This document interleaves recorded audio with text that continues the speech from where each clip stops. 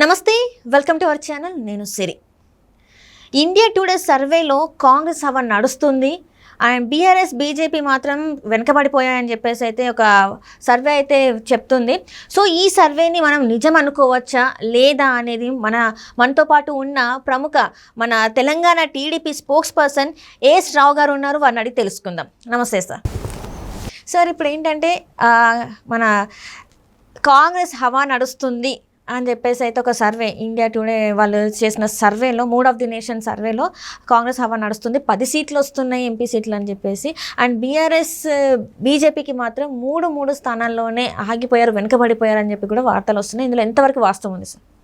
ఇప్పుడు ఏమవుతుందంటే సీజనల్ పక్షులు ప్రతి సీజన్కి సీజనల్ పక్షులు ఒక్కొక్క పక్షి ఒక్కొక్క రాగం పాడతాయి సీజన్లలో. అవునవును. అదేవిధంగా ఈ యొక్క సర్వే వ్యవస్థలు, ఈ పత్రికలు కొన్ని ఏమవుతున్నాయంటే ప్రభుత్వంలో ఏ పార్టీ ఉంటే ఆ పార్టీకి పాట పాడడం, ఎందుకంటే వాళ్ళకు రావాల్సినటువంటి అడ్వర్టైజ్ల గురించి అడ్వర్టైజ్మెంట్స్ రావడము, వాళ్ళకు అనుకూలంగా ఉండడం ప్రభుత్వం అని చెప్పేసి ప్రభుత్వం డబ్బా కొట్టడం అలవాటు అయిపోయింది.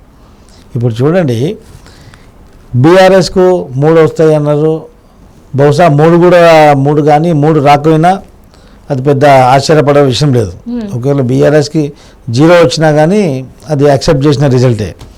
కానీ కాంగ్రెస్కి 10 వస్తాయి, బీజేపీకి 3 వస్తాయి అంటే కాంగ్రెస్ వెలిగిపోతుంది అన్నటువంటి భావన వాళ్ళ యొక్క రిపోర్ట్ ఇచ్చారు కదా, అది అబ్సల్యూట్లీ రాంగ్. ఎందుకంటే కేసీఆర్ మీద ఉన్నటువంటి వ్యతిరేకత, కేసీఆర్ యొక్క అహంకారంతో గత్యంతరం లేక ప్రత్యామ్నాయం లేకుండా కాంగ్రెస్ పార్టీ ఓటేయడం జరిగింది.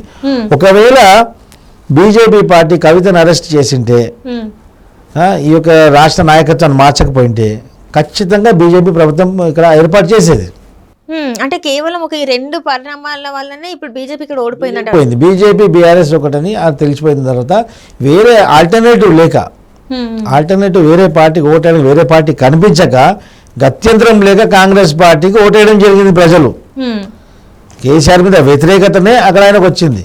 వాళ్ళు చేసింది ఘనకార్యం ఏం లేదు అక్కడ, తెలంగాణకు కానీ ఇక్కడ దేశానికి కానీ. అది ఒక కంపల్షన్ క్రియేట్ అయింది, అదొక అదృష్టంగా భావచ్చు. అంతేగాని దేశవ్యాప్తంగా ఈరోజు బీజేపీ పార్టీ ఎన్డీఏ కూటమికు ప్రధానమంత్రి క్యాండిడేట్ ఎవరంటే నరేంద్ర మోదీ, అంతే కదా. దానికి ఆపోజిషన్ ఉన్నటువంటి ప్రతిపక్ష పార్టీ కూటమి ఏది? ఇండియా కూటమి, ఎన్డీఏ కూటమి. ఆ కూటమిలో ఈరోజు ఒకటి చేరుతున్నాడు, రేపు ఒకటి వెళ్ళిపోతున్నాడు, మళ్ళీ ఇంకోటి చేరుతున్నాడు, ఇంకోటి వెళ్ళిపోతున్నాడు. ఆ కూటమికి నాయకత్వం వహించేటట్టు కూడా తెలియదు, ఆ కూటమి నుంచి ప్రధానమంత్రి కూడా తెలియదు. ఒకవేళ కాంగ్రెస్ ఆ కూటమికి నాయకత్వం వహిస్తుంది అనుకుందాము, కాంగ్రెస్ పార్టీ నుంచి ప్రధానమంత్రి క్యాండిడేట్ ఎవరు? రాహుల్ గాంధీ నరేంద్ర మోదీ పక్కకు నిల్చున్నంత కెపాసిటీ కూడా ఉందా ఈ రోజుల్లో? ఈ రోజు నరేంద్ర మోదీ పక్కకు నిల్చున్నంత కెపాసిటీ ఎవరికైనా ఉందా? కానీ ఆయన చూస్తారు. ప్రజలు నరేంద్ర మోదీ చేసినటువంటి కార్యక్రమాలన్నీ ప్రజలు చూస్తున్నారు. ఎందుకంటే ఆర్టికల్ 370 కానివ్వండి, వీళ్ళు కాంగ్రెస్ చేసినటువంటి అరాచకాలు, కాంగ్రెస్ చేసినటువంటి తప్పుడు నిర్ణయాల వల్ల దేశం మొత్తం 75 సంవత్సరాలు ఇబ్బందులు పాలైంది, అరాచకానికి గురైంది. ఈరోజు పాక్ ఆక్యుపైడ్ కాశ్మీర్ కూడా వీళ్ళు చేసిన కథనే కదా, 370 కూడా వీళ్ళు పెట్టిందే కదా. ఆ తర్వాత ఈ యొక్క అయోధ్య ఇష్యూ కూడా వీళ్ళు చేసిందే కదా, ఈ జ్ఞానవాపి ఇష్యూ వీళ్ళు చేసిందే కదా, ఈ వక్ఫ్ బోర్డు ఇష్యూ తీసుకొచ్చి వక్ఫ్ బోర్డులలో మొత్తం ఇష్టారాజ్యంగా వాళ్ళకు జ్యుడిషియల్ రైట్స్ ఇచ్చేసి ఎవడు భూమి అంటే వాడు భూమి రాక్కుంటట్టు ఈరోజు దేశవ్యాప్తంగా డిఫెన్స్ తర్వాత వక్ఫ్ బోర్డుకి అన్ని భూములు ఉన్నాయి. అంటే వాళ్ళు ఎక్కడికి వెళ్ళి వలస వచ్చిన వాళ్ళకి అంత భూములు, కేవలం 20%, 15%, 20% ఉన్నటువంటి జనాభా వాళ్ళకి ఇంత భూములు, 85% ఉన్నటువంటి హిందూ సంస్థలకు అంత భూములు లేవు. ఇది నీ అన్యాయం ఎవరు చేసినట్టు? ఈ అరాచకం అంతా దేశం అంతా చూస్తున్నారు. ఇప్పుడు నార్త్ ఇండియాలో మొత్తం, ఉత్తర భారతదేశంలో మొత్తం అంతా క్లీన్ స్వైప్ అయిపోయింది.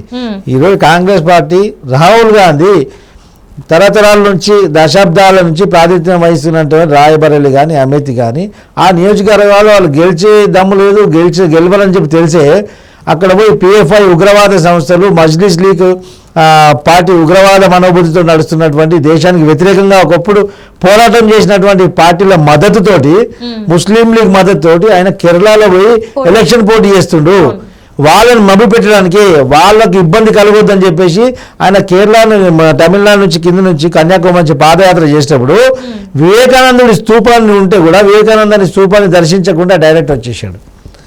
మార్గ మధ్యంలో అనేక వేదికల పైన పాకిస్తాన్ జిందాబాద్, హిందుస్థాన్ ముర్దాబాద్ అని నినాదాలు ఇచ్చినటువంటి ఒక మహిళా మూర్ఖురాల్ని మధ్యలో కలిస్తే ఆమె ఆలింగనం చేసుకుని ఆమె నెంబడి పట్టుకొని పాదయాత్ర చేశాడు. ఈయన నరేంద్ర మోదీ కంపారిజనా? అసలు ఎందుకు అంటే మనము చాలా వరకు ఇప్పటికే వెనుకబడి ఉండిపోయింది మన దేశం. ఈ 75 అంటే మధ్యలో బ్రేక్ ఇచ్చారు కాంగ్రెస్కి, వాళ్ళ పాలన బాగాలేదని. అయినా కూడా ఎందుకు ఈ మార్పు అనేది రాలేదంటారు మరి? ఎందుకంటే వీళ్ళ డిఎన్ఏ అది, వాళ్ళ డిఎన్ఏ అదే అంటారు. వీళ్ళ డిఎన్ఏ అది. Is not a Hindu, clearly is completely Muslim. ఆయన ఈరోజు హిందువుల చెవులో పువ్వు పెడుతున్నాను, నేను బొట్లు పెట్టుకొని జంజనం వేసుకుంటాను. జంజనం అర్థం కూడా తెలియదు ఆయనకి. అంటే ఇప్పుడు గాంధీ గారు దత్తత తీసుకున్నారు కాబట్టి ఆ పెళ్ళి అయింది, సో అందుకే గాంధీ గారు ఇంటి పేరు తీసుకున్నారని చెప్పి మనం వింటూనే ఉన్నాం. ఎవరైతే మన ఇందిరాగాంధీ వాళ్ళ హస్బెండ్ మనం మాట్లాడితే, సో ఆ బ్లడ్ అటు సైడ్దే నడుస్తుంది తప్ప ఇటు సైడ్ నడవట్లేదు అంటారా మరి? అది ఎంత అయినా కానమ్మా, ఇందిరాగాంధీ అయినా కానీ, ఇందిరాగాంధీ కథగా చెప్పినా కానీ, ఆఫ్ఘనిస్తాన్ వెళ్ళినప్పుడు బాబర్ సమాధి పైన సాష్టాంగ నమస్కారం చేసింది ఆమె, మా యొక్క పూర్వీకులని. ఇంతకంటే సాక్ష్యం ఏం కావాలి? ఇంతకంటే సాక్ష్యాధారాలు ఏం కావాలి చెప్పండి? ఇలాంటి విషయాలన్నీ చాలా ఉన్నాయి. ఇంకోటి, వీళ్లకు ముఖ్యంగా తెలంగాణ దక్షిణ భారతదేశం పైన ఉన్నటువంటి వివక్ష ఏ విధంగా ఉంది చూడండి. మొన్న జోడో పోడో తోడో యాత్ర చేశాడు కదా, ట్యాంక్ బండ్ మీద వచ్చి నెక్లెస్ రోడ్కి వచ్చి వాళ్ళ నాయనమ్మ ఇందిరాగాంధీ బొమ్మకు పూలదండ వేశాడు. దాని ముందే అంతే హైట్లో ఉన్నటువంటి పివి నరసింహారావు బొమ్మ కనిపించలే, కళ్ళు బయట దొబ్బినాయా? పివి నరసింహారావు ఎవరు? తెలుగు బిడ్డ, ఈరోజు భారతరత్న, ఆర్థిక సంస్కరణలు తీసుకొచ్చిండు ఆయన. పివి నరసింహారావు ఆర్థిక సంస్కరణ తీసుకొచ్చింది కాబట్టి ఈరోజు భారతదేశం ఈ స్థితిలో ఉంది. ఇది జగమెరిగిన సత్యం. అలాంటి మహా వ్యక్తిని విస్మరిస్తావను? పివి నరసింహారావు ముందు మీ ఇందిరాగాంధీ ఎంత ఎమర్జెన్సీ విధించి ఊచకోతలకు వచ్చినటువంటి నాయకురాలు ఆమె ఆ రోజు. మరి ఇప్పుడు ఈ కాంగ్రెస్ పార్టీకి ఇప్పుడు ఎవరో సర్వేలు వేస్తే కాంగ్రెస్ పార్టీకి 10 సీట్లు వస్తాయి, వీళ్ళకి 3 వస్తాయా? దేశం ముందుకి పాల్పట్టే వాళ్ళకి 3 వస్తాయి. దేశాన్ని ఏమంటారు చెల్లాచెదరం చేద్దామని చెప్పి దేశాన్ని మొత్తం అధోగతి పట్టించిన వాళ్ళకి 10 సీట్లు వస్తాయా? అంటే ఇప్పుడు ఈ సర్వేలు అన్నీ చూస్తుంటే సార్, చాలా వరకు సర్వేలు వస్తున్నాయి ఈ మధ్య, చాలా అంటే చాలా సర్వేలు వస్తున్నాయి.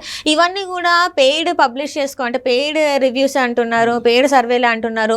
మరి ఇలాంటి టీవీ ఛానల్స్ కూడా పెయిడ్ సర్వేలు చేసే అవకాశం ఉందంటారా? ఇప్పుడు ఒక్కొక్క పార్టీకి కొన్ని ఛానళ్ళు అనుకూలం, కొన్ని ఛానళ్ళు కొన్ని పార్టీకి అనుకూలం, కొన్ని ఛానళ్ళు కొన్ని పార్టీకి అనుకూలం. ఇప్పుడు సాక్షి చూడండి, మొత్తం అది వైఎస్ఆర్సీపీ పార్టీ బులెటిన్ లాగానే ఉంటుంది. అది ఇప్పుడు Namaste Telangana paper, BRS party pamphlet లాగానే ఉంటుంది, న్యూస్ పేపర్ లాగా ఉండదు అది. సో అలాంటి పేపర్లు, అలాంటి పత్రికలు ఈ యొక్క జర్నలిజంకి మచ్చాది. అలా ఉండకూడదు, ఎందుకంటే న్యూట్రల్గా ఉండాలి. ఒక ప్రెస్ అనేది, ఒక జర్నలిజం అనేది, ఒక మీడియా అనేది న్యూట్రల్గా, ప్రింట్ మీడియా కానీ ఎలక్ట్రానిక్ మీడియా కానీ న్యూట్రల్గా ఉండాలి. తప్పు ఎవడు చేసినా దాన్ని ఎలాబొరేట్ చేయడం వాళ్ళ యొక్క పని. ప్రజాస్వామ్యంలో చాలా కీలకమైనటువంటి పాత్ర మీడియాది. అలాంటి పాత్రని మీరు విస్మరించి మీ స్వలాభం కొరకు, మీ యొక్క వ్యవస్థ నడవడం కొరకు మీరు అధికార పక్షం నుంచి కానివ్వండి, ఒక ప్రతిపక్షం పార్టీ, పొలిటికల్ పార్టీ దగ్గర నుంచి మీకు రావాల్సినటువంటి అడ్వర్టైజ్మెంట్లు కానీ మీ యొక్క రాయితీలు పొందడానికి వాళ్ళు మెచ్చేలాగా మీ సర్వేలు ఇవ్వడం, వాళ్ళు మెచ్చేలాగా వాళ్ళ మెప్పు పొందేలాగా మీరు టెలికాస్ట్ చేయడం, అది అప్రజాస్వామ్యం, అధర్మం కూడా అది. Right sir, right. Thank you so much sir.